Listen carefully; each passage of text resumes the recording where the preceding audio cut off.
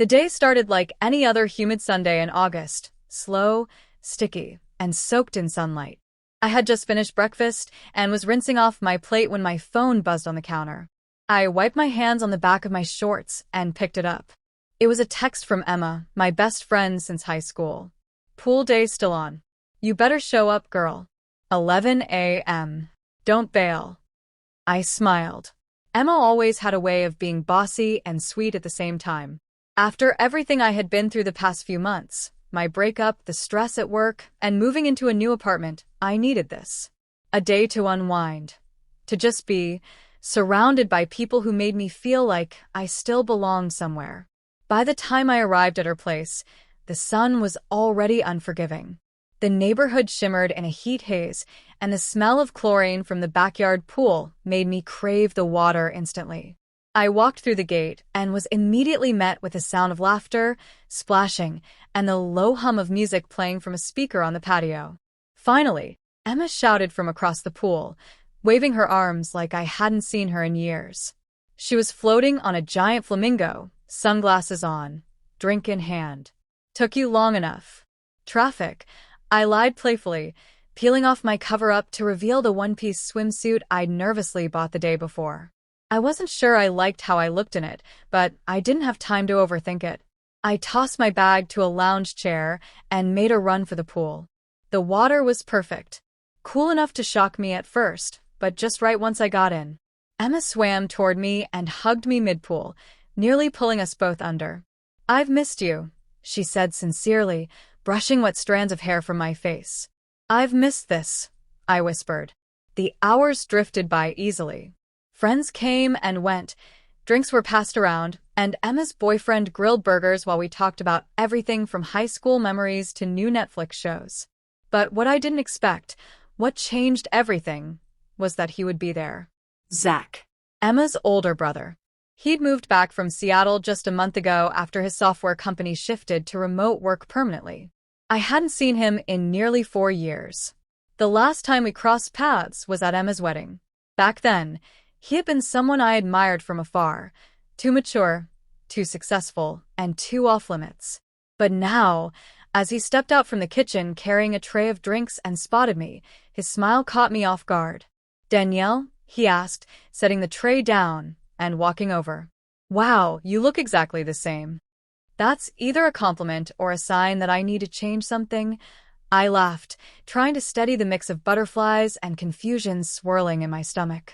No, he said, more seriously this time. It's definitely a compliment. Zach wasn't the same either.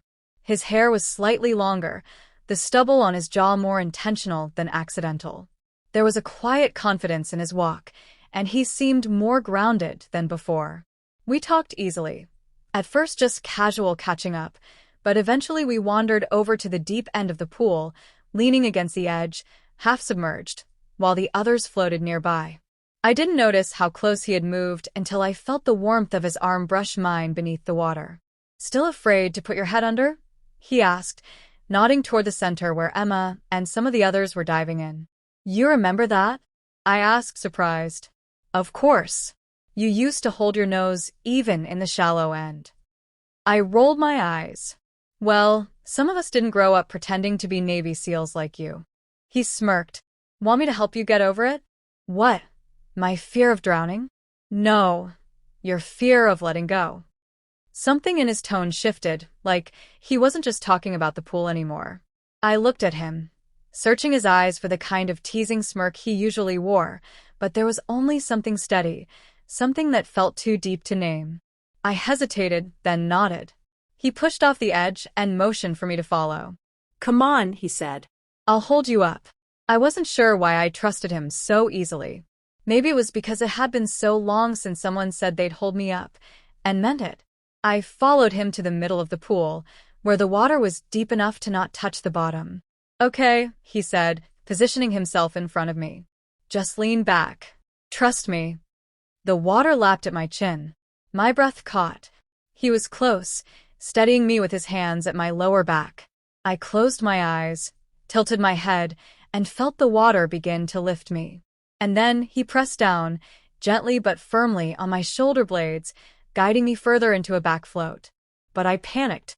Wait, Zach, I gasped as water hit my face, streaming into my ears and eyes. I thrashed slightly, but his hands caught me again. You're okay, he said calmly. You're floating. Just breathe. His hands were still there, anchoring me, not letting me sink. I breathed in, shaky at first, but then longer. And slowly I realized I wasn't drowning. I was floating. When I opened my eyes, he was still watching me. You're okay, he repeated. I told you. It felt ridiculous, the tears that prickled behind my eyes. But it wasn't about the water. It was about something deeper, about how I had forgotten what it felt like to be safe with someone, to be held, not just physically, but emotionally. Zach didn't push too far.